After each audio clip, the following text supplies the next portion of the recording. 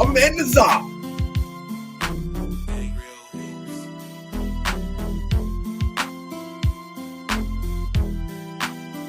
I see the usual suspects in the chat.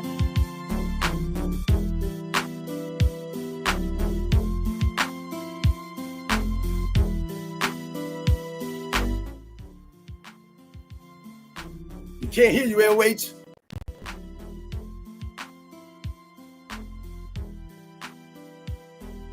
Check. Can you guys hear us? Can you hear me?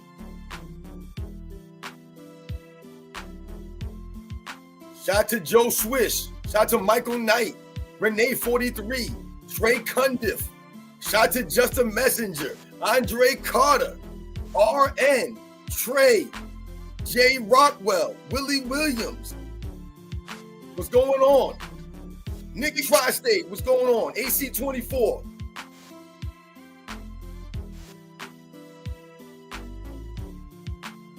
Thank you once again for all you guys coming through, supporting our live streams. My man AOH is having some technical difficulties with the volume. But we thought we'd hit you guys. Hey, wait. I thought I heard you for a second there. I said, fuck me. I hear you. It's hard to do a 3-peat. You know what I'm saying? It's hard to go back to backs. You know, you get technical difficulties, but it's all good, man. Much respect. Shout out to all you guys that have already come in. Like I said, you guys continue to support these live streams, man. It really means a lot, guys. For real, man. Thank you very much. And you guys know the deal, man. Let's roll. So, hey, Robin, I'm sure you're not surprised, but YouTube didn't suggest your video to me, so I was only now starting to hear it. And I'm sure nobody got notification that we were going to be live today. That's what everyone's putting in the comments. Hey, I didn't know. But hey, you were notified about Mind the Game. Always. But like I said, it's going to allow us to be informative, you know, and be, you know, up on the know. Right. So since I didn't get to listen to you already, I'm going to force you to regurgitate the more nauseous parts of Kevin Durant being on Mind the Game, if you don't mind. Yeah, absolutely, man. Absolutely. So once again, thank you to all you guys that continue to coming through the chat, man. You know we try to start on time for you guys, man. Like I said, man, we're doing 3 in a row. Back to back live streams, man, for the people out there, giving you guys what you want, man, before the 4th of July, man. But when we think about Mind the Game, I actually went back and listened to some of the episode that Kevin Durant was on. And in my video, I was focusing on some of the comments that LeBron James made about efficiency and how he was celebrating Kevin Durant's efficiency throughout his career. And he highlighted the fact that Kevin Durant hasn't shot below 50% since I believe like 2012 or something like that. And LeBron James was making a big deal about this during that particular part of the episode that I had seen. So that's what I focused on in my video, because to me, the efficiency, the quote unquote efficiency, is another word that's been overused that, you know, we didn't, you know, another part that they talked about that was leading into the efficiency, or a part of the efficiency, was the 50, 40, 90 seasons for Kevin Durant. And they mentioned, you know, Steve Nash, I believe, has the most in NBA's history of 50, 40, 90 seasons. But when we think about, you know, something like that, having a 50, 40, 90 season, these are the kinds of things that, you know, no one thought about these kinds of things. It wasn't really talked about. Like I said, Larry Bird, I believe, had a 50, 40, 90 season, but no one.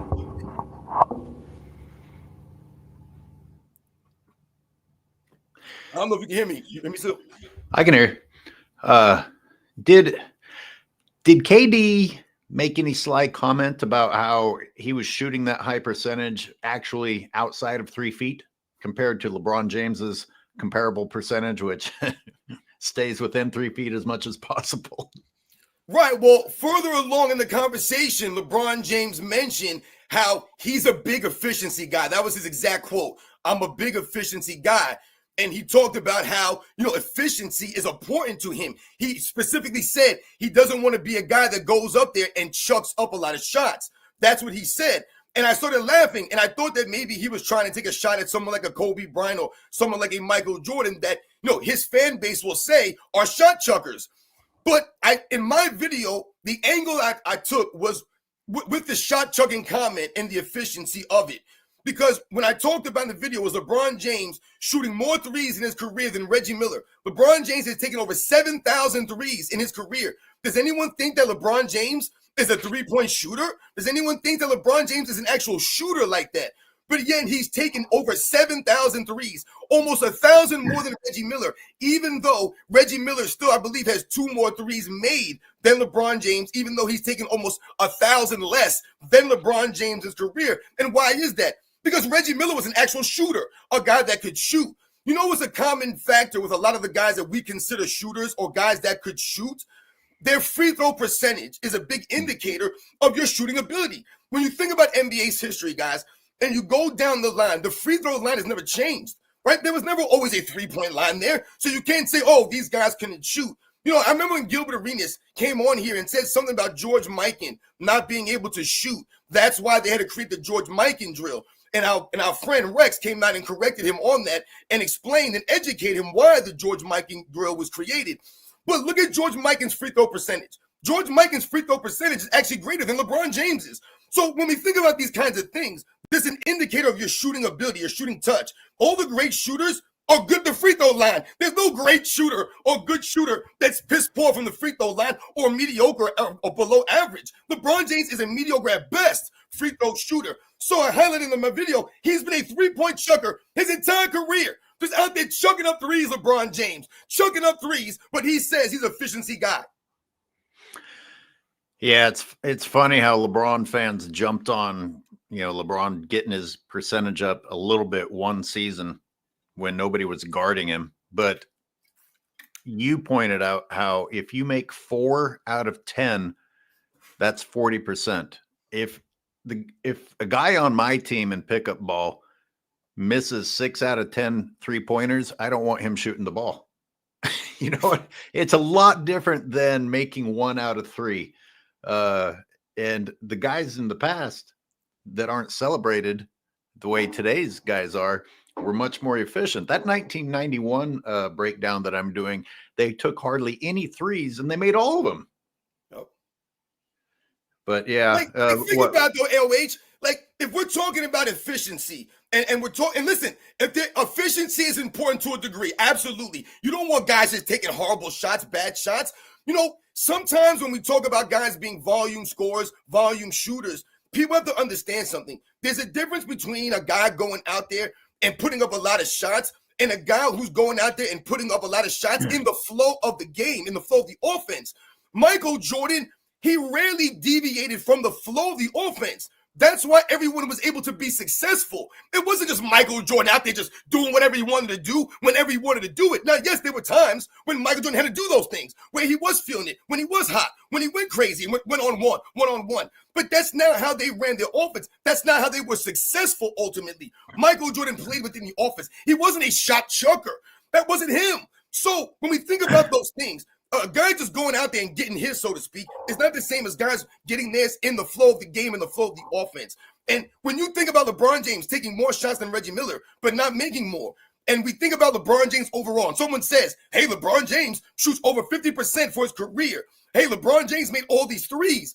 But at the end of a game, would you want LeBron James or Reggie Miller taking a shot? Because that's really what it comes down to. Why would you want Reggie Miller? Let's not even think about clutch. Not even just the fact that Reggie Miller's not of a shooter. So you would rather Reggie Miller shooting than LeBron James shooting the ball. And that's the reality here. LeBron got his free throw percentage up to 78%, and it's a good year for him, by the way. Right. Hey, wait, hold on. Wait. You just made me think about something. In the same clip, the same episode with Kevin Durant, LeBron James flat out lied about his free throw percentage. They talked about free throw percentage. And Kevin Durant talked about wanting to be 90% the free throw line, how that matters to him. And LeBron James said, I don't know nothing about that. And then he proceeded to say, hey, I had a career best this year. I was at 80%. And he was like, hey, I was at 79.6. Listen, guys, LeBron James did not shoot 79.6 from the free throw line this year. I believe he shot 78% from the free throw line this year, which is, I believe, is his best of his career. 78% is his best. Guys, the good shooters, rounded up for the great himself. shooters, that's their worst. They would never shoot 78%. No. Oh, LeBron rounding up for himself. Fuck it. Hey, fuck it. The truth doesn't matter here. Let's just say I shot 90. Last year, 9% of Durant's shots within 3 feet. Wow, only 9%. LBJ, 24%. Really, only 24%? Hey, I've got an interesting detail on that. If LeBron James starts outside of 3 feet, but finishes next to the rim, they don't count that as within 3 feet. It's where the shot starts. So he actually has more that are close to the rim. I saw some layups and some dunks that when you go to the shot chart, show the shot being further away than where you finish at, which I think is kind of cheating. Like if you can jump far, but you still finish at the rim, that's not a from outside 3 feet shot, right? Right. I mean, that's interesting. I mean, we've all seen the LeBron James shot chart. Is anybody impressed? I mean, and let's be honest, even LeBron James' finishing ability at the rim is not as great as it should be for someone his size with his, his greatness, right? He's the greatest of all time. If that's the case, he should be finishing a lot more consistently to me at the rim, under the rim. He missed a lot of open layups, LeBron James, man. I'm gonna read some stats for the video I put in my members section. Kevin Durant, this is just for this last season, and the reason for fanboys are like, oh, why are you looking at this season? Maybe because Kevin Durant didn't make an all NBA team and LeBron James did. LeBron James made an all NBA team. Robin, is it for the first time in 20 years or for the first time ever?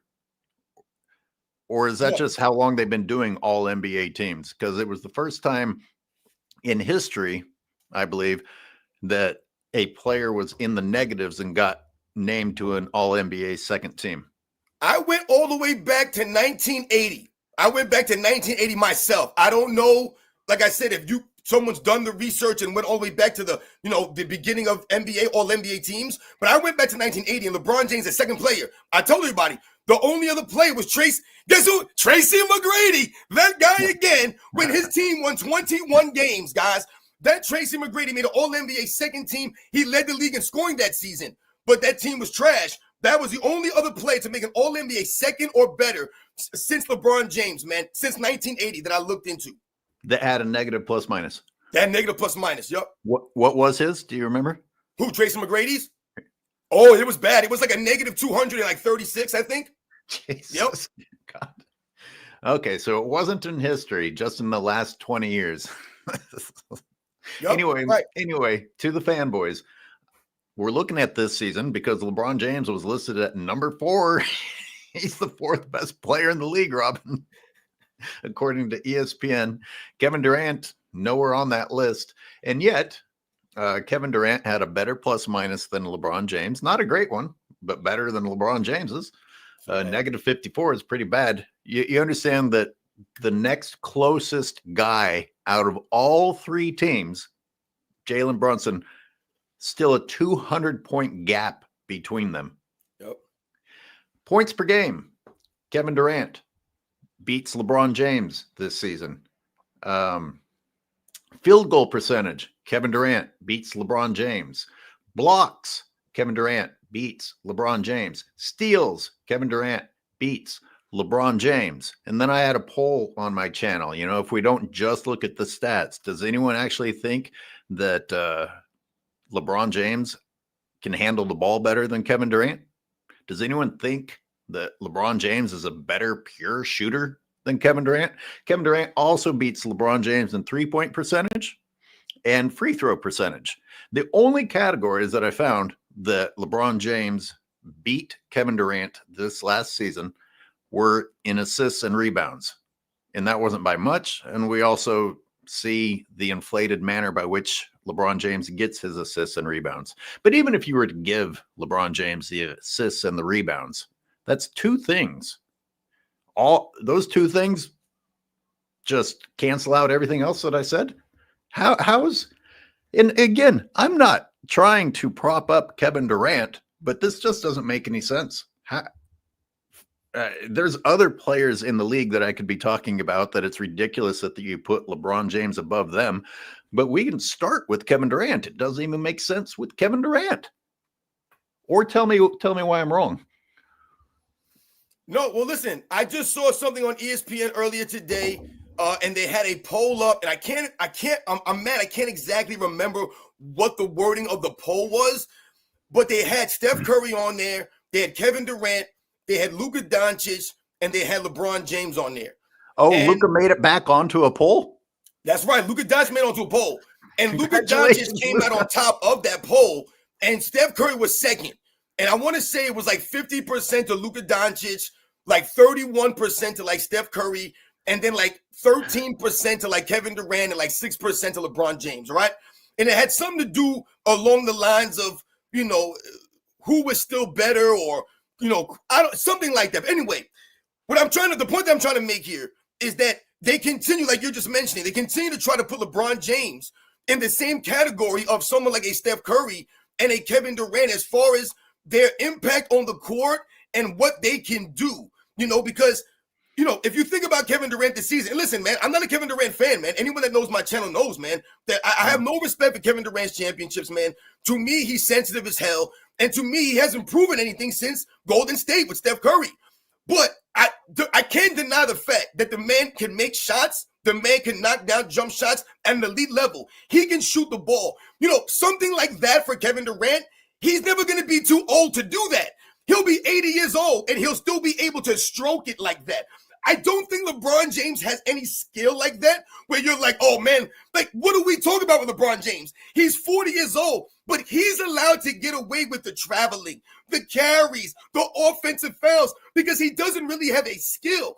Look at Steph Curry. What Steph Curry does, dribbling the ball, that's a skill. He'll be able to do that when he's 80. He'll be able to dribble that ball, man. So the shooting of Steph Curry, he'll be able to do that when he's 80.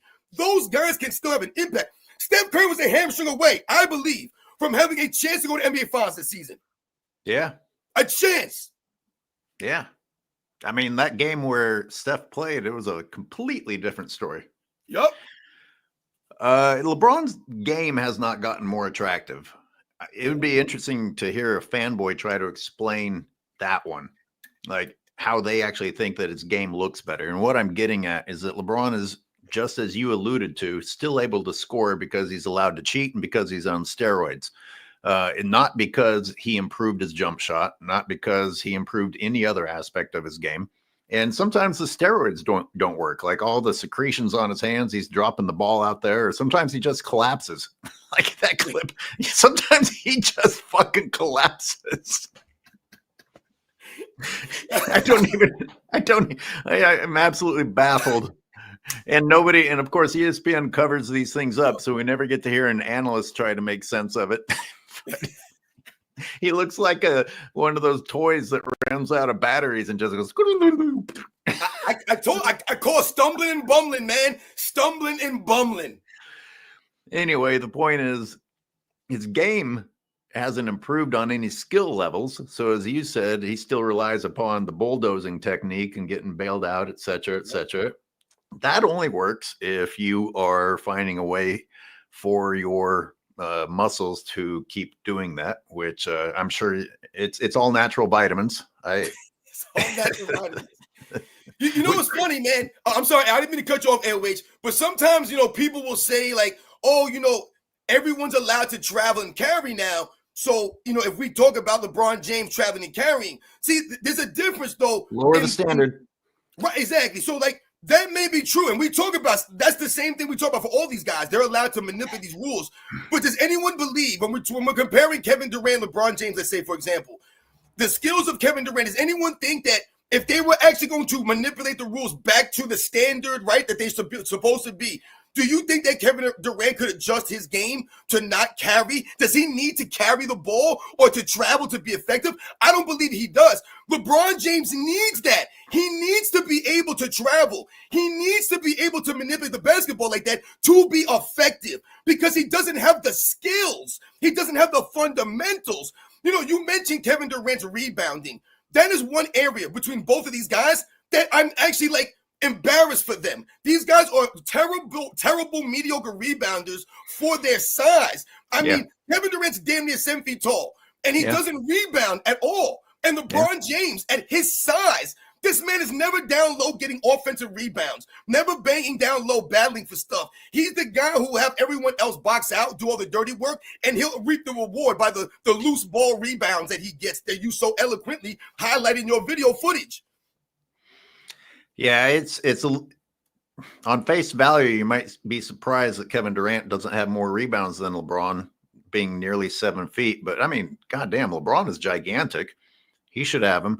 Thing is, what really matters is that LeBron isn't battling people for those rebounds, as you pointed out. So you don't think that the Phoenix Suns could adopt a Laker policy where the rest of the team forms a protective circle around Kevin Durant the way they do for LeBron James, and he starts racking up his rebounds? He just isn't bothering with that.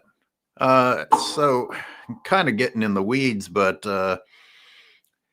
one thing I left out of there is, in my mind, it's a no-brainer that Kevin Durant is more clutch. I would feel much more comfortable with Kevin Durant taking the final shot.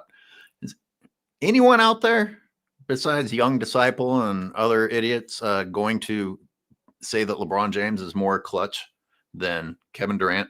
I'm just curious. Go ahead and put it in the chat. And I want to ask you about J.R. Smith. I don't know if we can transition to that, but you're a New Yorker. Do you have specific memories about J.R. Smith when he played for New York? You know, it's actually funny that you say that because to me, I was never really a fan of that New York Knicks, that iteration of the New York Knicks. I'll say that. But J.R. Smith did win Sixth Man of the Year, you know, on the New York Knicks. So, you know, he did have a role. He played a role. The Knicks, to me, they were okay. They were a good team, but I never was part of the hype. I mean, Linsanity was probably the best thing to come out of that, you know, iteration of the New York Knicks. But as far as them actually ever being true contenders, I really won't say that. But J.R. Smith, man, he like I said, he played some good seasons there for the Knicks. I heard on a show this morning that was suggested to me instead of your channel how, look what LeBron was able to do with a J.R. Smith. Look what LeBron was able to do with Dwight Howard and JaVale McGee as his centers. And I was like, this again is revisionist history, pretending that J.R. Smith was not a baller.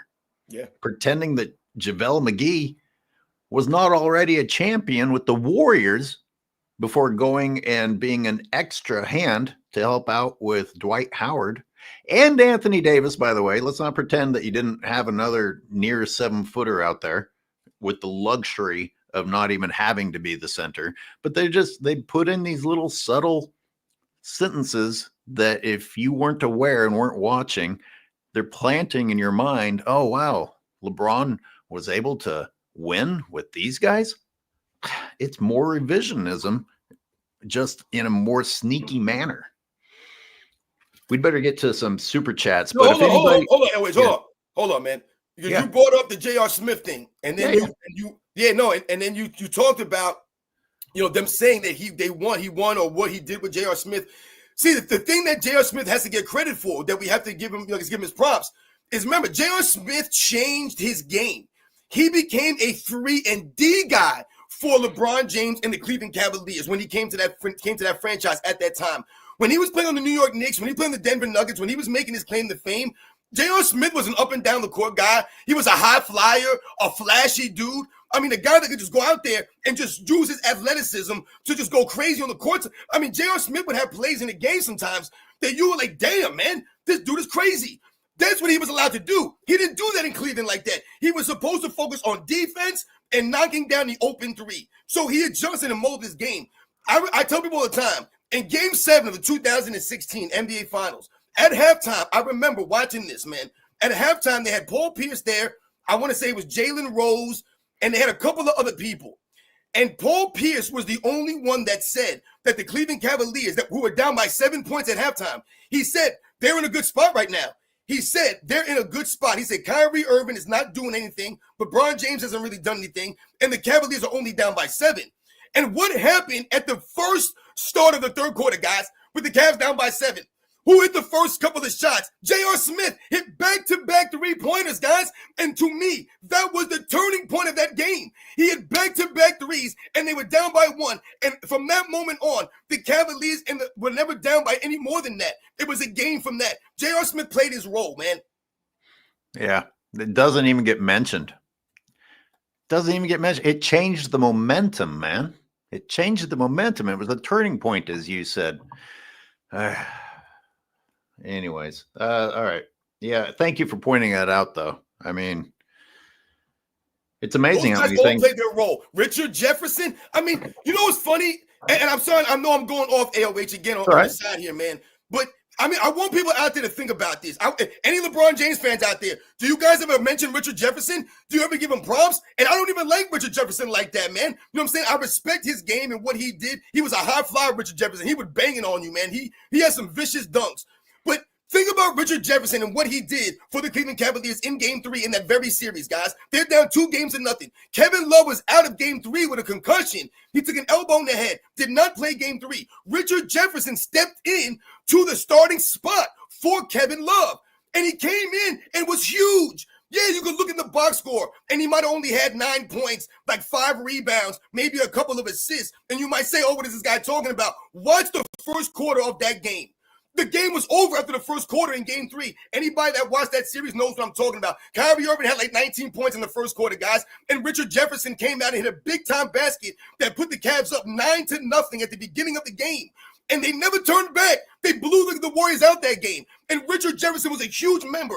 The LeBron James fans spend so much time talking about John Paxson, Steve Kerr, Scottie Pippen, Dennis Rodman, Tony Kukoc. They know all of Michael Jordan's teammates and their contributions, but they have no clue of the contributions of the J.R. Smiths, of the Richard Jeffersons, of the Kyrie Irvings, of the Anthony Davises, of the Dwayne Wades, of the Karish Boshes, of the Ray Allens, of the Shane Battiers, of the Mike Millers, of the Birdman Andersons, the Udonis Haslems. They don't know any of these guys. How do I know them and what they've done and what they meant to this man's career? And somehow, some way, he's still 4-6. That was fire, man. Good shit. Funny you mentioned Birdman because that crappy show I listened to this morning also listed Birdman, and it's LeBron bringing Birdman out of purgatory. Bullshit. Birdman was huge for that Miami Heat team. If Birdman didn't have those drug problems, Birdman was a good player, man. Hell yeah. Listen, he was suspended like a whole season. He shoved Tyler Hansborough right off the fucking court, and that was a momentum shift against the Pacers. Just shoved him right. Get the fuck. I mean, who do you want on your team? The guy that gets shoved into pussyhood, or the guy that did the shoving? Who do you want? Exactly. Come on, man. Those guys had his back out there, man. Like I said, all those guys had moments. I remember Mike Miller with no shoe. He was missing one shoe in the finals, and the man was knocking down threes. Mike Miller, who had all these like back problems, had all these injuries in his career. He was deteriorated down to hobbling out. The man was cash. Shane Battier, who had to do all the dirty work on the defensive end, because LeBron James is not going to do the dirty work on the defensive end. So he needs the other guys, the Iman Shumperts, the Timofey Mozgovs, the Matthew Dellavedovas. Come on, these guys get no shine. They're worried about everybody that Michael Jordan played with. Mike Miller, who was hunted down in free agency, but now is just referred to as a minimum guy. Yup. Mike Miller was not some piece of trash that was already sitting there in Miami. Miami went out and got him. And he was good. Yup. Listen, LeBron James saying we had to build around minimum guys when 3 out of 5 were superstars. What do you mean build around? 3 out of fucking 5 of you are elite in the East. If you and I made up the other two on the team, they still should have won. You're right on the money. And all those other guys that we mentioned, those were veterans, guys. Those were guys that were veterans that knew how to play the game. And then they had to go get Ray Allen and Ray Allen. Let me read some super chats, and then I want to go back to KD because some other interesting things happened in that Mind the Game episode. Thank you everyone for being here in the chats and Real, for man. Supers. JC says, I don't recall LeBron coming off screens to shoot. He can't shoot off a screen, which is one of the most fundamental plays in basketball. Yeah, he takes 3 or 4 steps, settles in slowly, bends down into the shitting position. Still nobody's guarding him yet. And eventually gets that ball out of his hands. And then holds the pose as if after that ugly ass shot, he has the nerve to hold the pose no matter how many times he bricks and air balls. Yeah, exactly. Yeah, it never looks fluid at all. That's not something that, like you say, he doesn't look fluid doing these things because it's not something that he practices the repetition over and over and over again that he does with consistency. If you have any video of LeBron James coming off a screen and hitting a shot, it's because he played in the league for 22 years and because he's a great basketball player. So, yeah, he's going to have some shots like that, but that's nothing that he's going to do in money time. Like I said, they've changed the rules and they don't allow those moving screens and all the other nonsense that they allow now. Is LeBron James going to be able to do that at a high level consistently? No, he's not going to be able to do that because he still can't. Listen, LeBron James can't shoot. I don't know how else to say it. LeBron James fans can say whatever they want. They can say that he shoots over 50% from the field goal for his career. They can say that. But LeBron James is not a shooter. He can't shoot, man. He just can't. His form is just hideous. He doesn't even, think about his shots. They look different all the time. They look herky-jerky. He just can't shoot, man. That's the bottom line here. Like I said, someone like Kevin Durant, his skill that he has, the ability he has to shoot the ball. Like we mentioned, look at the Olympics. If it wasn't for Steph Curry against Serbia, but in that game against France, the championship game for the gold medal, Kevin Durant was knocking down some big-time shots in that game, man. Now huge. LeBron James. Huge. Fanboys, quick, run out and search YouTube for highlights of LeBron James shooting, because in 22 years, yes, he's actually made some. You'll prove us wrong, because in 22 years, 82 games a season, you are going to find clips of LeBron James making shots. Great. Proved everything we just said wrong. Good job. Think about it. Think about it. A top 10 list, guys, of people you want taking a shot, just shooting the ball. Who do you want taking a shot, man, in your offense? You want LeBron James taking a shot, man? Come on. And thank you to Jay Evan for the super sticker. For real. Shout out to Jay Even, man. Thank you very much. Now, Robin, in the members video I put out this morning, it's going to go public a little bit later today. I did note a piece of Mind the Game in which Kevin Durant specifically said, if you're the man, you take the shot. Don't be looking to pass it, even if somebody's wide open. This tendency to look for the three. Oh, drive and kick out, drive and kick out. If the shot clock's winding down and you have that shot, take it. And of course, and the piece that's attached to that is LeBron James conveniently saying that he always makes the right play, whether he takes the shot or whether he passes to somebody else. And I thought, you know what? The right play is when the man takes the shot. So if you are the man, the right play is you taking the shot, right? Yep. If you get double and triple teamed and you're the man, sure, pass it off. But if you're open and the other guy's open, the guy who is supposedly the GOAT, isn't that the right choice? Right. What can anyone tell me, or can anyone remember a play in the finals where LeBron James made a crazy game-winning assist? He didn't make that assist to Kyrie Irving. That's the funny thing. In the corner. Exactly, AOH. If LeBron James would have had that ball at the top of the paint, the top of the key, right, top of the three-point line, and he set up that play for Kyrie Irving off, some dribble penetration, beating his man, out of the three-point stands, the triple threat position. If he was able to do that and then kick out to Kyrie Irving wide open for a three, or just to kick it out to Kyrie Irving in his shooting motion, then yeah, we could talk about LeBron James made the right play right there, man. They collapsed the defense. They slid over. He was going to maybe get an offensive foul, or there was no shot for him. He had a clear shooter, Kyrie Irving, who we all know as a shooter, and we all know is a clutch time shooter. So yeah, that would be the right play. But that's not what happened. What happened was, in the timeout, they wanted to go to LeBron James, and LeBron James deferred to Kyrie Irving. So a lot of times you'll hear LeBron James fans say, oh, that's LeBron James being smart and going to Kyrie Irving. That doesn't make any sense because once again, like I said, if you look at that play, what does LeBron James do? He doesn't do anything. He stands in the corner and does nothing. It's literally one-on-one. They went one-on-one. They picked on Steph Curry. They got one-on-one with Kyrie Irving, and they said, Kyrie Irving, take us home. So then you can't go back and say, that one right there made me the greatest of all time. How could you go back and say that then? Because the greatest of all time would have said, I got this. Hey, Kyrie, if they double, didn't Michael Jordan say that? He said, hey, man, if they double me, I'm going to come to you. It's not always on you. They used that play against Michael Jordan now. Oh, Steve Kerr saved Michael. He didn't save Michael Jordan. That was the right play.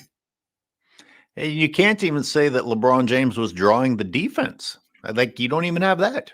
Not setting the screen, not drawing the defenders. He literally went into the corner and watched Kyrie win the fucking game. And they said that made me the greatest of all time. Me standing in the corner made me the greatest of all time when they said, hey, we're going to you. And you said, no, go to him. Michael Jordan never said, hey, go to Scotty. Let me read some more. Scotty, beat me up. I had to do it. In 2014, by the way, when LeBron was bricking it up at the end of regulation, he wasn't drawing the D then either. That was a small detail in that game breakdown that I did. I was like, wait a minute, LeBron's not even drawing a double team here. What's going on?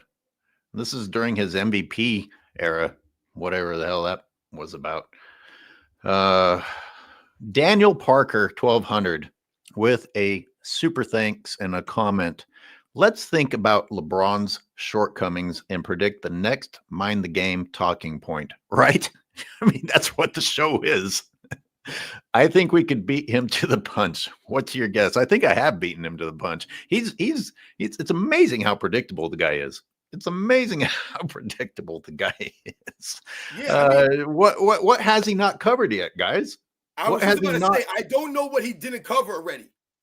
He's blamed everyone he's ever played with. Did he talk about how he can lead the league in scoring every year if he wanted to, and he'll break down why he never really did? I could too, by the way. I'm not going to prove it, but I could too. Maybe he'll talk about him guarding 1 through 5. I don't know if he touched on that. And all the times that he didn't. I mean, I don't even know that. I mean, that's a really good question. The sad reality, Daniel Parker, a shout out to you, is that that's actually what's going on. The minded game just seems to be LeBron James trying to rewrite his own career. I mean, this is insane that he's actually trying to rewrite the history right on a podcast. Like, come on. Have they taught X's and O's yet? I want to say like the first season, I think they may have done it a couple of times. I'm not sure. Like I said, I don't follow the series. I couldn't, be honest and say, hey, yeah, I've seen every episode. I would never do that to myself. Which means JJ was talking X's and O's, and LeBron would emphatically agree as if he understood anything JJ was saying. I think that what they were doing was practicing plays for the next season because they knew JJ was going to be the head coach. JJ, how quickly can you agree with me? This is your coaching interview. Yep. That's pretty much what it was. It was an interview. The episodes were interviews.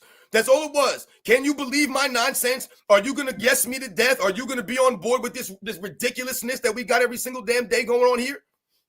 Lowly one, I want to thank you for reminding me of something else I wanted to talk about today that I heard. The lowly one with the super chat says, shouldn't LeBron be practicing with the team? LeBron seems to always have time to do these podcasts. And you're on the money. And what it is reminding me of is that same crappy show I was listening to this morning, actually multiple ones with contradicting takes. One of them I heard was like how LeBron and Luka are going to be the leaders that DeAndre Ayton needs.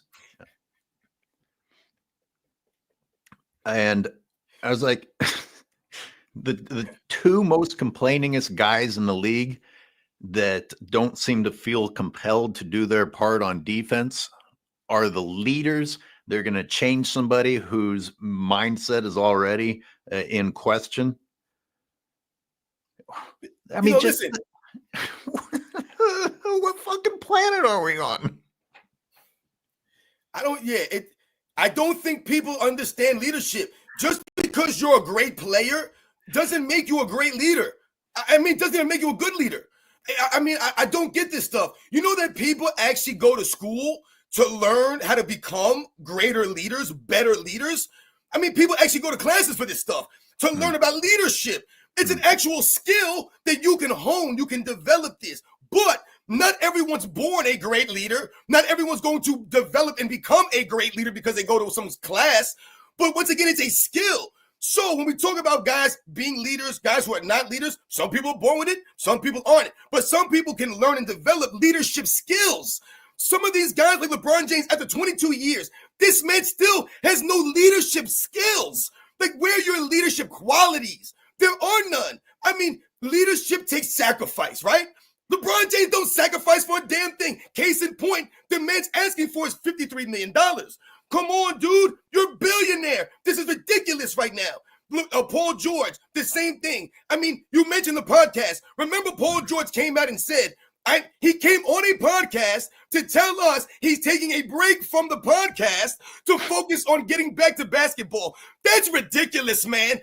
Dude, you can't stay healthy and you're doing a podcast? These guys are a bunch of goofs, but they call the guys that we watched growing up plumbers, taxi cab drivers, attorneys. Like, what? With LeBron and him not being a leader, I'm sure that all the fanboys turned around and were like, well, of course he's a leader.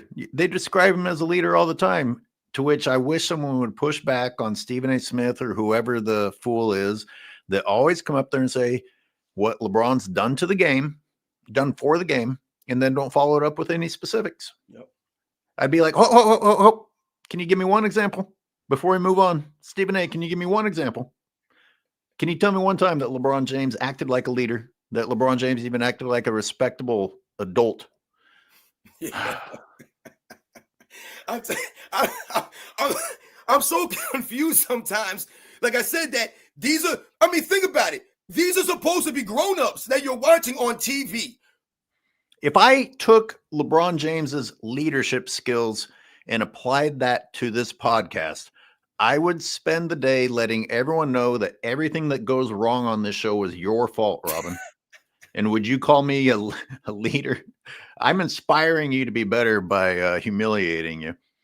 Yo, look at us, man. We going for the 3-peat right now. Me and AOH right now. We came back to backs, man. That's called giving the effort. That's called showing up, man. There ain't no one blaming anybody. We showing up on time. Ain't no one late. We trying to be professional here. So once again, we came with 3 straight for you guys, right? We said not 1, not 2, but 3. And that's because of you guys. We saw you. We saw you in the chats. We saw you supporting us. We saw you asking for it. So here we are. And we appreciate you guys. We appreciate you tuning in. Keeps us motivated. Yo, hold on a second. I saw someone in the chat put Kobe Bryant refused to take a pay cut. Once again, let's look at what Kobe Bryant gave to the Lakers organization. Let's think about what Kobe Bryant gave to the NBA, what he gave to basketball, what he gave to the city of LA. And you don't talk to me about LeBron James and his pay cut and what he gave versus LeBron James, man. It ain't the same thing. Stop bringing up Kobe Bryant because you know you guys feel guilty because LeBron James is a narcissist and a piece of garbage, man. Stop it right now. When Kobe Bryant died, man, the city of LA shut down. It shut down for a reason, man, because of what he meant to the people out there. Like I said, what he gave to the game. He gave back to the people, man. LeBron James ain't no people's champ.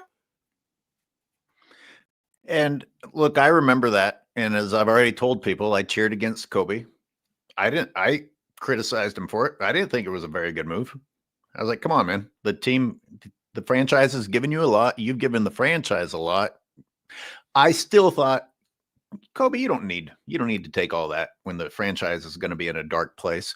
So look, I don't want to spend time shitting on Kobe, especially since he's passed on. I'm just saying I'm keeping it real. It doesn't, but just because you can point out that somebody, and by the way, Robin, you pointed out something very, very important there. Kobe has done way, way, way more for the Lakers than LeBron James. So if you want to, they're not comparable, but again, I'll keep it real. I didn't think it was the best move, and pointing out that someone else made a move that was questionable. Maybe you don't think it's questionable, but either way, you don't get to validate LeBron James just because you saw that someone else also did it, and they're not comparable. I mean, let me ask you this, AOH. Let me ask you this though. Yeah. So what you just said, and I hear what you're saying. But do you at least respect what Kobe Bryant did? You may not have liked it. You maybe didn't agree with it. But could you respect it? Because like I said, what he gave, the effort that he gave, what he gave back to the Lakers, you can respect him feeling that kind of way. I'm not saying it's right or wrong. So I hear what you're saying. Do you respect LeBron James not taking the pay cut? I don't respect that. That's not the same thing. That's what I'm saying here. Yeah. I'm not saying Kobe Bryant was right. Kobe Bryant, no one's perfect. I'm not defending that at all. I'm just saying it's not the same dynamic there. Kobe Bryant went to the ground for the Lakers. Yeah, you're nailing it. LeBron James low manage on your fans. What? LeBron James isn't even a Laker. He's a traveling mercenary. Like, I think it's offensive that the Lakers brought a traveling mercenary to their franchise, because that's not what the Lakers are. I mean, they used to have guys that were there their whole careers. That was kind of cool. Whether you're a Laker fan or not, it's like, oh, I mean, you know, obviously Shaq went ring chasing at the end because of the egos between him and Kobe. But otherwise, you know, you mostly look at people that you remember and you're like, yeah, that's just a Laker. Jerry West, just a Laker. Magic Johnson, just a Laker. James Worthy, just a Laker. And anyway, yeah, the people are depending on the fact that no one is perfect to validate LeBron James always being less than perfect. Right.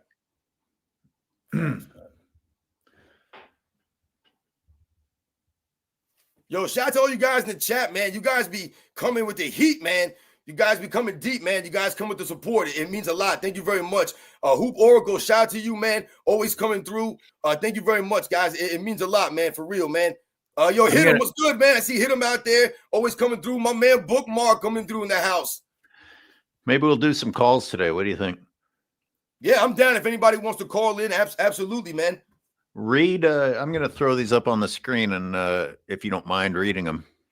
Yeah, absolutely. Shout to Praise the Don, always coming through. LeBron moves like a robot. He has no moves. Absolutely. You know, I mentioned LeBron James is like a Jeep Wrangler out there oftentimes, man. He just moves awkward, clunky. He doesn't move fluidly out there. That's why, like a lot of times when LeBron James does these moves and he does something, he pulls out something, it just never looks right. And we got Jay Evan there. Jay Evan, he says, goddamn, SNFR is on 1 or 2 or 3 or 4 or 5 or 6. Yeah, I know. I've been hyped the last couple of days, man. You guys got me hyped, man. These lives got me hyped. I like doing the live shows. You know, sometimes it kills my voice. You know, but hey, this is what we got to do a little bit sometimes, man. I really have a good time with my man AOH. And Robin allows me to save my voice because he's bringing the energy while I sit back. I yell when I watch the games on my own. I don't need to yell on here too. I know I talk too much, man. I know. No, that's not what I'm saying. I'm saying it works out great. And Mike from Bensonhurst. Mike from Bensonhurst. Shout out to Mike, man. Thank you for coming through. They give LeBron more credit for a chase down block assisted by J.R. Smith, forcing Iguodala to double clutch than Kyrie hitting the game winner. Exactly. A shout out to Mike from Bensonhurst, man. Came with the facts. People think that Michael Jordan didn't have chase down blocks. Michael Jordan did that and was hitting the game winners. I mean, I want people to think about the end of the 1998 Game 6. I know everybody knows about it, but just think about it. No one touched that ball. No one touched the ball for that entire sequence, guys. They inbounded it to Michael Jordan, and no other Chicago Bulls player touched the ball for the remainder of the game. I mean, he ended the game that way. I mean, it's insane. Jolly Joshams, thanks for being here again. One of the regulars. Yeah, shout out to Jolly Joshams. Leadership is shaking your head at your teammates for messing up while standing on the other side of the court, according to LeBron fans. Absolutely. Whenever you mention LeBron James losing his man on defense and he scores on a backdoor cut and he looks at his teammates in disgust, that right there, that's the antithesis of leadership, guys. That's the complete. Listen, even a leader, even when it's their fault, they still take the blame. I mean, that's what a leader does, man. This is LeBron with his exaggerated shoulder claps. Or I would think always, that's your man, fool. Don't look at me. Yeah, but he's always letting the camera know that it's somebody else's fault. For real. Shout out to Jolly Joshams.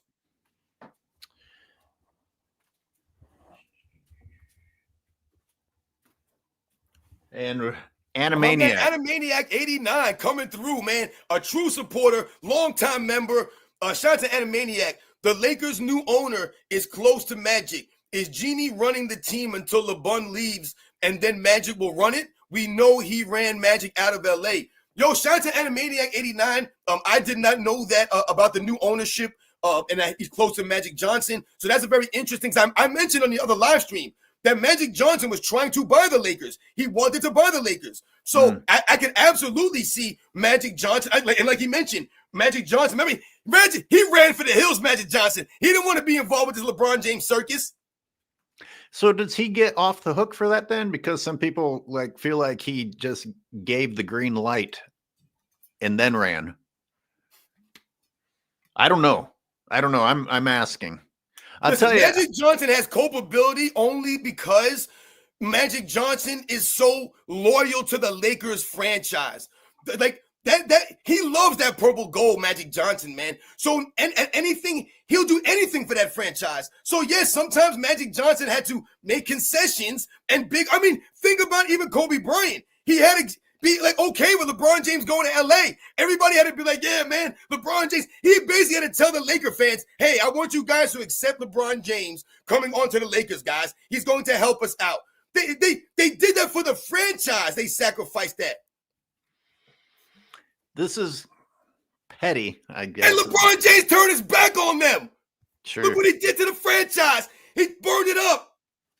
All we hear every season is whether the Lakers are going to do what needs to be done for LeBron, while LeBron takes everything from them every season, even right now, every fucking day on YouTube. The feed is, are the Lakers going to make the necessary moves? LeBron is watching the front office every freaking season. Yep. Magic Johnson, this little moment stands out in my mind. And Robin, it's a great example of be careful what you say. People are paying attention and it'll change how they feel about you. I remember Magic Johnson before a game calling Russell Westbrook Westbrick. Yep. He got on the bandwagon with everybody that was scapegoating him. And whether you think Westbrook was playing poorly or not, I want to think of Magic Johnson better than using a derogatory nickname on national television. You know what I mean? You know, it's funny that That's kind of like what happened with Doris Burke, right? She started calling SGA a free throw merchant during the finals, and people didn't take too kindly to her comments, because she got caught, once again, listening to the nonsense that people were saying on social media, these nicknames that they give these people, and this is what happened with Magic Johnson, the Russell Westbrook stuff. But listen, you have it to me. With Russell Westbrook, when I think about that whole scenario, everything the way it was going down, obviously the LeBron James fans are just terrible fans. I mean, they were giving Danny Green death threats. They were giving death threats to Russell Westbrook during that season. Like, they blame LeBron James' teammates so much on LeBron James not winning that they give death threats to his teammates. Did Scottie Pippen ever complain about getting death threats from the Michael Jordan fans? I mean, like, how many times did Scottie Pippen screw up with the migraine game, with the elbow in '89, with the missed free throws in a lot of these games? I mean, my God, man. But LeBron James teammates getting death threats. So you have to think about, some of this stuff that we're talking about here, man. Crazy thing about it, because Westbrook did have plenty of lowlights, but LeBron James had as many lowlights that season. That was a terrible, terrible year for LeBron James. Terrible. Off the side of the backboard, airballing, fumbling the ball out of bounds. He had at least as many lowlights as Westbrook. And his shooting percentage was in the pits also. Anyway, Dana Green says the dummies on ESPN talked about how stupid LeBarbie signing his contract, then asking for a trade. Stupid. Yeah, they mentioned it, but by the end, if you pay attention, by the end of the show, they start trying to explain it. Listen, I tell people, man, it's too late for these fools. It's too late. I don't want to hear from any of these clowns, man, about LeBron James now. I don't want to hear from Nick Wright or Shannon Sharp or Colin Cowherd or Kendrick Perkins or Stephen A. Smith. I don't want to hear from none of these fools, man, on ESPN about LeBron James. Oh, LeBron, they're calling out LeBron James. It's too late for this stuff. These guys should have been done this. These guys have been lying for LeBron James. They've been creating these narratives. They've been pumping out these lies for years now. They are the problem. They are the problem. Yeah. Every now and then Stephen A. Smith says something that you kind of want to get behind, but yes, he's a flip-flopper, and I don't respect a flip-flopper. Exactly. And boy, I don't know if anyone's a bigger flopper than Colin Cowherd. Like, I don't expect anything good out of him, but my God, the extremes that he goes to. Yep. Holy, and the disrespectful shit that he has said about Larry Bird and Michael Jordan. Colin Cowherd, yep. I'm not going to say it. He deserves what he deserves. Yo, Colin Cowherd, he was saying some really weird stuff and just like I said, mad disrespectful stuff about the 92 Dream Team this past summer. Last summer, I mean, you remember that stuff, AOH, we were talking about. I mean, he was just trashing the 92 Dream Team. I mean, my God, he was laughing at Patrick Ewing. He was laughing at David Robinson. He said, who were the big men? They didn't have any big men. Like, I just don't get it. He said they had no shooters on the team. I mean, the disrespect that these guys were just saying about the 92 Dream Team was insane to me. No, I made a video about that one. That one pissed me off to make a video. And I found the highlights of those big men. Today's big men would have been broken in half. Like the way that the past big men played, they would break your arm on the way down to dunking the ball. So I don't want to hear any of it. You can have all the gym muscles and the curls for girls that you want. You're going to lose to these guys. In fact, you probably will fake an injury just so you don't have to go back on the court in the second period. For real. The lowly one. Make any sense. Like, see, and what do we talk about? We talk about educating people and giving them the truth, giving them the facts. Colin Cowherd is not educating anybody. I say it all the time. Colin Cowherd didn't have to come out and be like, oh, the 92 Dream Team is unbeatable. No one's ever going to beat them. He didn't have to do that. He didn't have to say all that. I get it.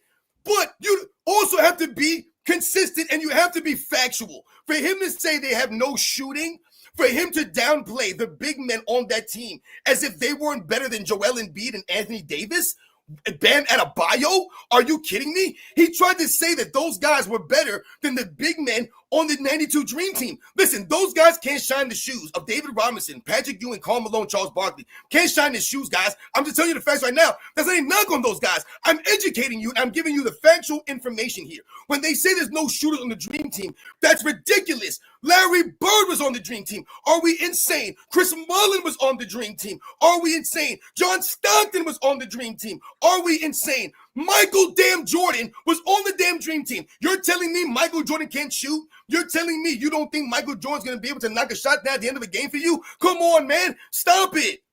Well, according to Anthony Edwards, who didn't know anything about it, but then proceeded to tell us Michael Jordan was the only one with any skills. So there you have it, straight out of the mouth of today's morons. But here's the thing. People are entitled to who they liked better in each era, right? The problem that I see is if you are in the present and you're spending time shitting on the past, that means there's something wrong with the present. Because I don't remember people in 1992 wasting time shitting on previous Olympic teams. You know, you were satisfied with what you were seeing in front of you, and there wasn't any time to go and worry about the past because right now it's fantastic. Yep. If you have to make fun of the person next to you or the person that came before you to make yourself look better, there's something wrong with you, not them. That's a great point, AOH, and that's a very important point that you're making. You know, they often call it standing on the shoulders of giants, right? You know, it's kind of like, you know, you can't be great, like you just mentioned. You guys can't be great now if what was before you wasn't great. Because then how would the game evolve, right? There would be no evolution there. So if the guys back in the 50s were trash, if they weren't pioneering a lot of this stuff, then there would be nothing for people to develop. Like we always mention, right? There's a lineage here. It's called passing the torch of the eras. So when we talk about someone like Bob Cousy, who we mention oftentimes, because for some reason they act as if this guy was an idiot out in the court or he was playing in some YMCA league or something, they called Bob Cousy the Houdini of the hardwood. And the reason they called him that, like I always tell people, is because he was a pioneer. The things that he was doing in the 50s, people could not believe. When they say, oh, we just saw Kyrie Irving bust out some crazy move that he took 10 steps, traveled, and carried, and I'm not knocking him, but this is what we're talking about. That's what they were doing with Bob Cousy. They were like, what the heck? How did he pass the ball like that? How did he do that? Because Bob Cousy had to do the game by the letter of the rules. He had to actually keep his hand on top of the basketball. He wasn't allowed gather steps and Euro steps and drag steps and 5 steps. He wasn't allowed all of this stuff. So his assists that he got leading the league were legit assists. They were counted much differently than the guys today. So the whole time, Robin, his hand was on top the whole time. Yep. I want people to go out and try doing that now. We're all so accustomed to being able to cheat a little bit, or a lot, or even this shit. Or in LeBron's case, just grab it with 2 hands, change direction, and start dribbling again. I mean, it's some real elementary shit taking place out there.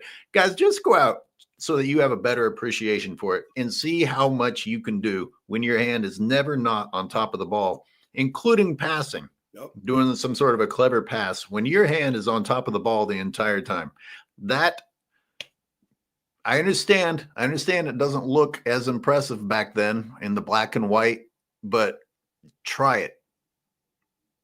That's more difficult. If what they were doing is more difficult than what we are expecting of guys now, then we can't really have a conversation about who's more skilled, can we? And I saw someone in the chat put something about the step back. And they were doing the step backs before you guys remember. They were doing the step backs. They were doing these things, man. I mean, what are we talking about? I think people forget, man. Like, yes, the game has evolved to a degree, but at the same time, it's evolved from the moves that these guys were pioneering. I often talk about Elgin Baylor on my channel, and I often talk about how Dr. J said when he was a kid growing up, he would go outside and try to do the moves that he saw Elgin Baylor doing. Go watch Elgin Baylor film, guys. You're going to see flashes of Dr. J and Michael Jordan there. The up and under the rim on the other side, the way that he moved was different than a lot of guys. And at that time, he's a pioneer of that play style.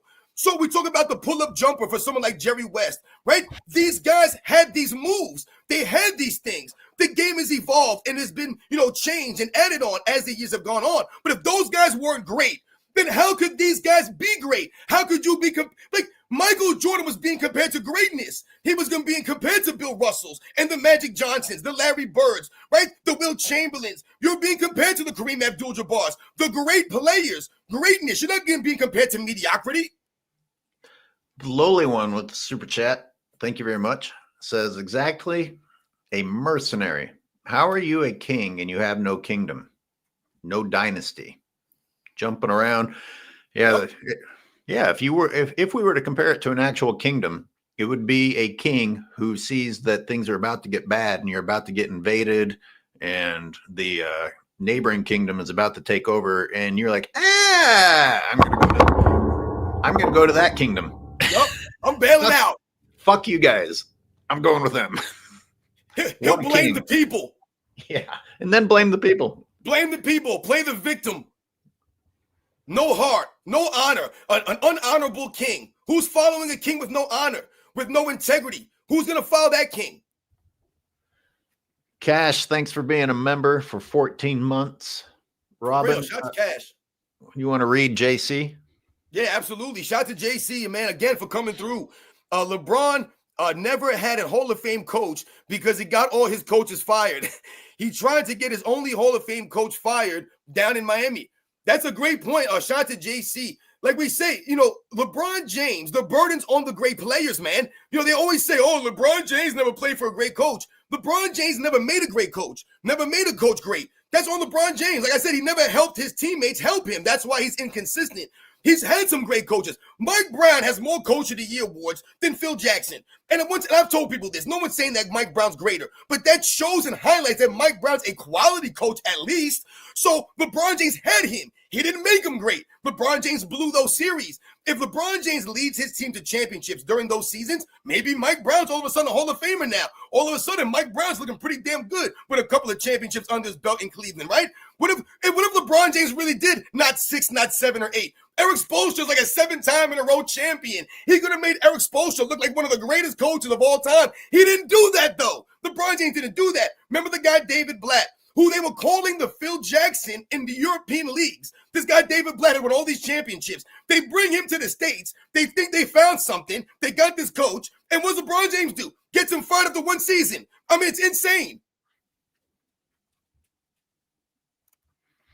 I'm debating whether to add to that. I don't think it's necessary.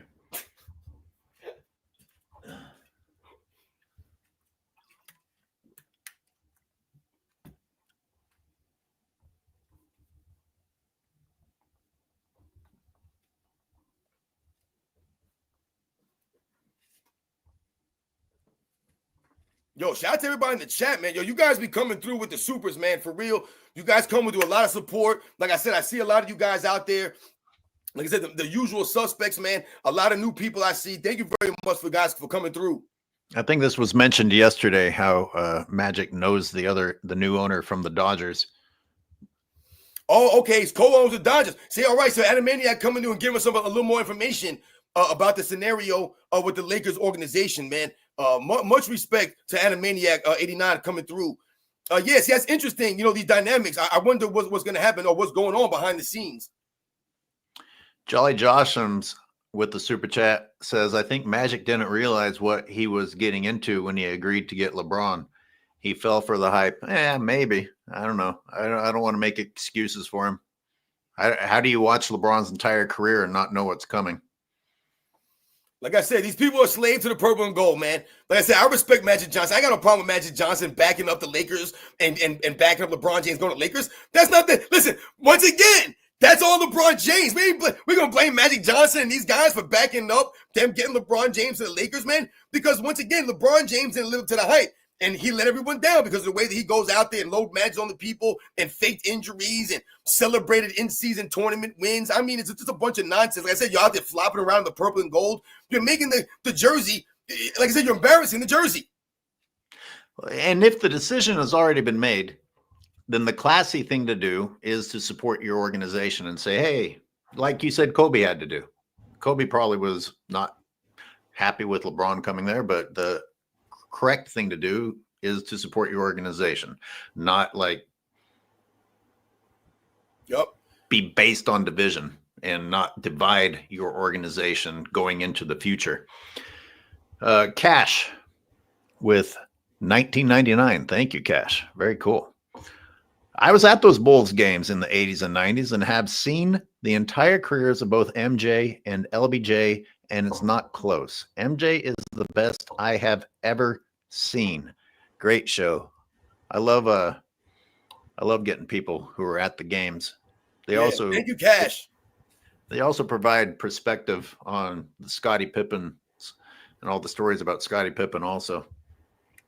I'm telling you right now, I don't believe that there's anyone that actually grew up at that time that remembers this stuff that would ever think that Scottie Pippen didn't get like his just due or believes what Scottie Pippen is saying. The only thing that I believe people, will feel sympathy with Scottie Pippen or people like agree with is yes, a lot of people agree that Scottie Pippen, a lot of these guys, they didn't get compensated the way that they should have, for maybe the game that they brought, and what they brought to the Bulls organization or the franchise. So yeah, we can all say that maybe Scottie Pippen was underpaid in his career on the Bulls, but Scottie Pippen, tries to make that, or put that blame on other people and make it into something that it wasn't.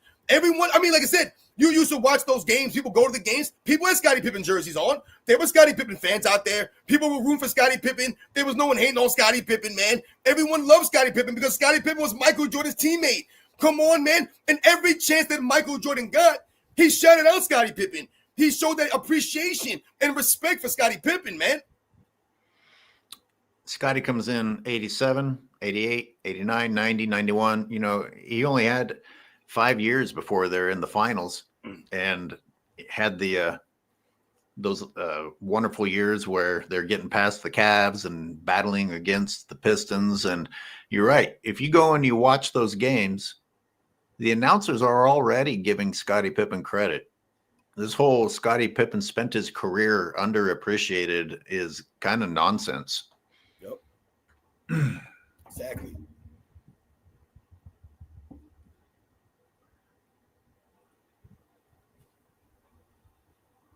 One more. What's this one say, Robin? Shout out to Daniel Parker again coming through. Let's normalize calling them sports opinionists. Which I give credit to Rick Bucher. At least that's who I heard. Rick Bucher, who is a sports opinionist and analyst, brave enough to go out there and say, hey, fans are falling off because we've become opinionists instead of analysts. Yeah, and my problem with opinions, like I feel like people use the word opinion as like almost like a crutch, right? So, a lot of times people say, oh, that's their opinion. That's his opinion.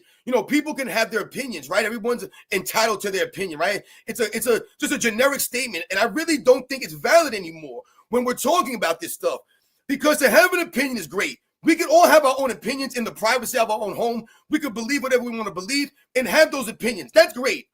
But once you start to have a podcast, let's say, for example, or you're on a TV show, right? You're out in the public and you're trying to push and put your opinion out.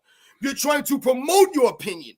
Once you start trying to do that, then the burden falls on you to provide evidence and facts to back up that opinion. You can't just come out and say, yeah, XYZ, and people say, well, that's his opinion. He can feel that way. That's not valid anymore because now you're pumping it out to the mainstream. You must be able to say, listen, this is why I feel this way, and this is why. You can't be Gilbert Arenas and say, he's the next Pippen. You can't say that because what happened? You look like a fool. So you must be able to support your opinion with facts and evidence. It's similar to what I talk about on the fitness side of my channel. I have no problem with people doing steroids and fitness influencers promoting their bodies and promoting their fitness. I have no problem with this stuff.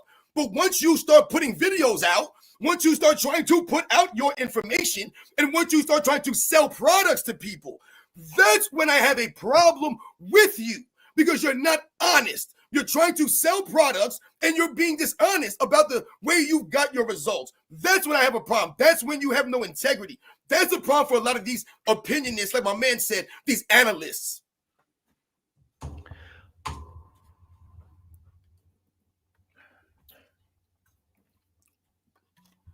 I'm reading a super chat that came in late yesterday from McZuggins because I wanted to make sure that he was recognized for his super chat, and it's from yesterday's video. We had already cut the live feed when this came through, and we were getting all in the weeds, remembering the old days and tape cassettes and shit like that. We watched more NBA when we had to race home or tape games than they watch now on demand. Think about that. There is a lot to think about there. Exactly. And like we laughed about yesterday, we laughed about how we had to watch commercials back in those days. You had to actually sit there and watch commercials. Think about how that would drive a lot of people crazy today.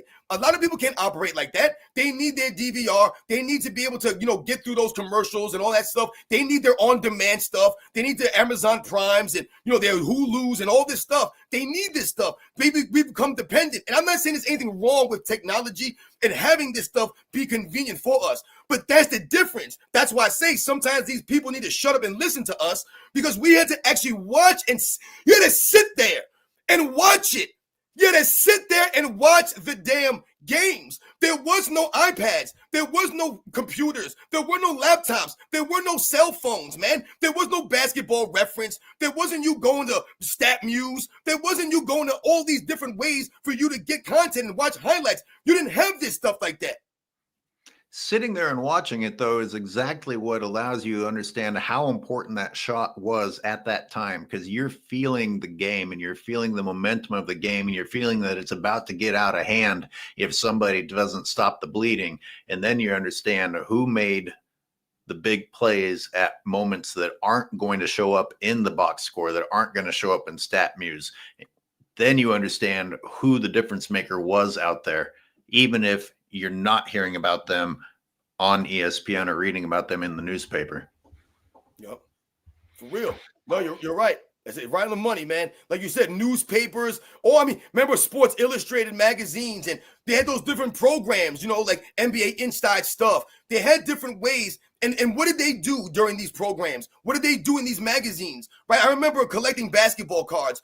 And what did they talk about on the back of the basketball cards? They would give you a breakdown of the player, right? A lot of times on the basketball card, they would have the player in some kind of action pose, right? Normally something that they do well or they're known for doing, right? And we collected these things. This is how we learned about a lot of these players, right?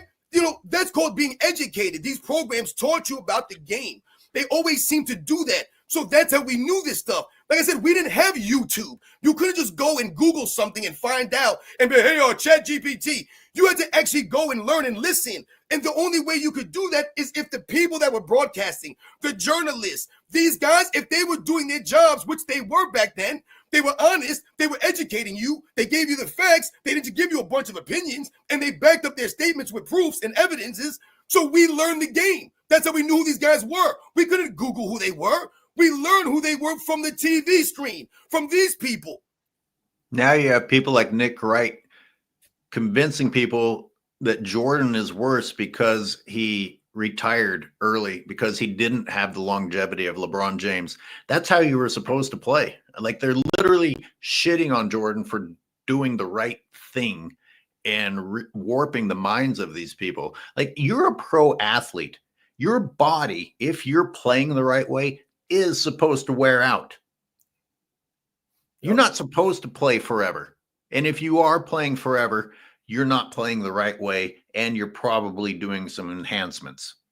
Like Michael Jordan, the Wizard years, having to drain his knee from the black goo inside of it, is the way it should be when you're a 40-year-old playing both sides of the ball.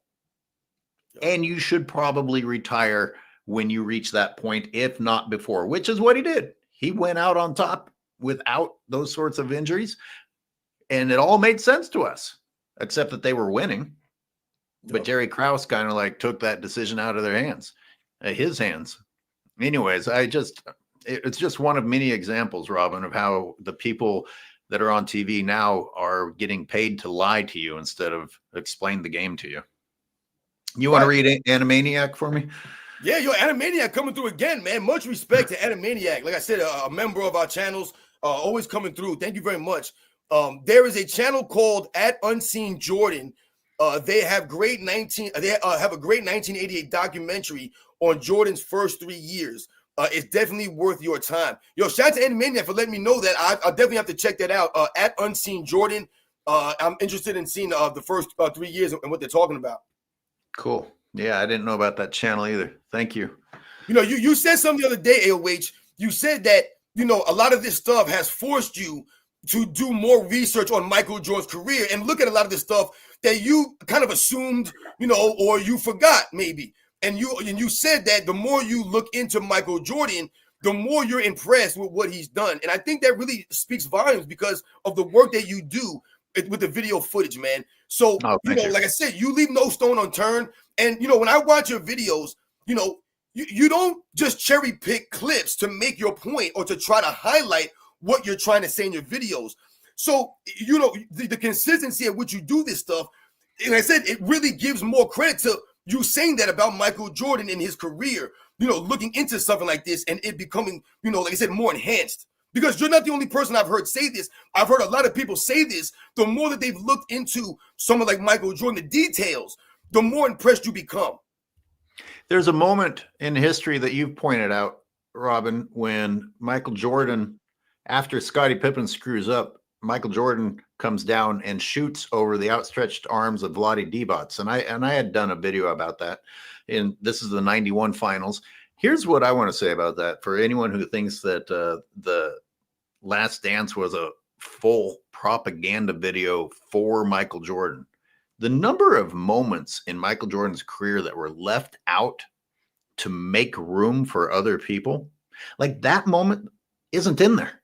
No. Robin, they gave 5 minutes to Michael Jordan's first championship in a 10-part series. That's how much they were getting around and telling everyone else's stories and including things. Of course, it was mostly about Michael Jordan. The double three-peat bowls, you're not going to have Michael Jordan be the main character? Come on. He's the most famous athlete ever.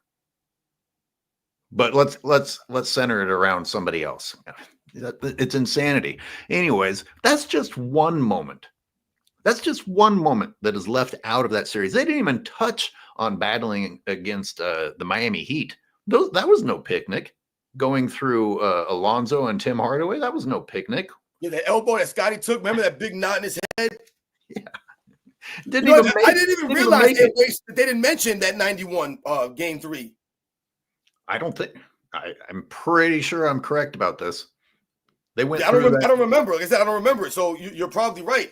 And like you said, it's absurd for people to be upset that Michael Jordan was the main focus on The Last Dance. That's insane for people to, like I said, that makes Scottie Pippen look that petty. Dude, you're complaining? You should just be happy you're on it, that you were mentioned. Well, not only did they leave out some of Michael Jordan's moments, but they left that out to make room to tell a lie for Scottie, because Scottie, the whole shutting down Magic Johnson thing just doesn't have a shred. You got a couple of plays in which Scottie is playing decent defense, but in the end ends up getting beaten. He ends up getting beaten. Exactly. But hey, how dare Michael Jordan make a documentary all about himself? I know. Read Jay Evan, please. Shout out to my man Jay Even out here coming through with the super. Thank you very much. How do you guys believe MJ commentary will be received by players? I think they will crawl in a hole and cry. Will they step up?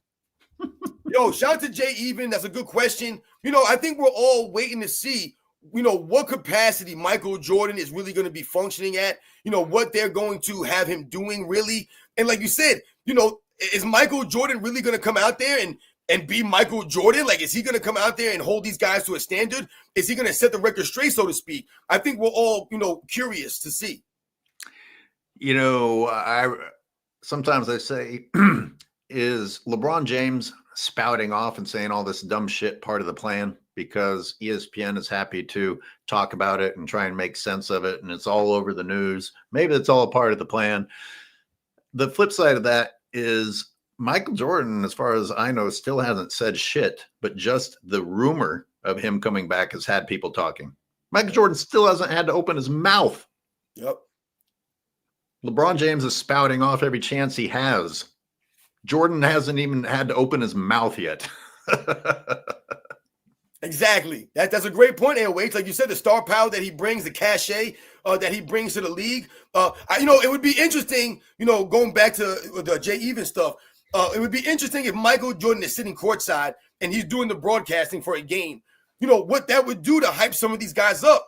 A lot of these young players, some of these newer guys, they know Michael Jordan, man. They respect Michael Jordan. They know what he brought to the game. So it would be really interesting to see if these guys are going to get hyped up because Michael Jordan is sitting there watching them doing a broadcast. I need to go for a run, man. I got to get some exercise. Oh, yeah. Do you think, AOH? This is a great show again, man. I'm having a blast with you guys. I saw somebody in the comments asking for a 4-peat. But tomorrow's 4th of July, y'all, and I got to go to a barbecue. So I definitely can't do a show tomorrow. But if it wasn't 4th of July, if I wasn't doing that, then I would. Oh, I haven't scheduled Sunday yet. I guess we could do schedule Sunday. We're thinking long and hard. We're thinking long and hard about doing Monday, Wednesday, Fridays this summer.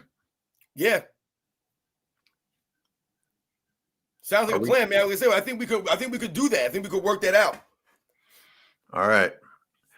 Well, thanks everybody who tuned in, including, of course, you, Sports and Fitness Rants, my morning coffee, my energy for the day, always bringing the facts off the top of his head. Yeah, I appreciate you, LH, for real, man. I always enjoy doing these with you. Like I said, man, we came with the 3P for the people out there. Shout out to everybody that came through. Thank you for all the supers, guys. It really does mean a lot to us. It's very humbling. I hope you guys have a great 4th of July. Everybody be safe out there if you're going to be doing those fireworks and stuff, man. And don't, be smart, man, with the drinking and the driving, y'all. You know what I'm saying? Let's be responsible and let's be adults out here, man. Everybody have a great time, man. Everybody enjoy their weekend, man. You guys be safe, be good, man. And I'll catch you guys on the next one.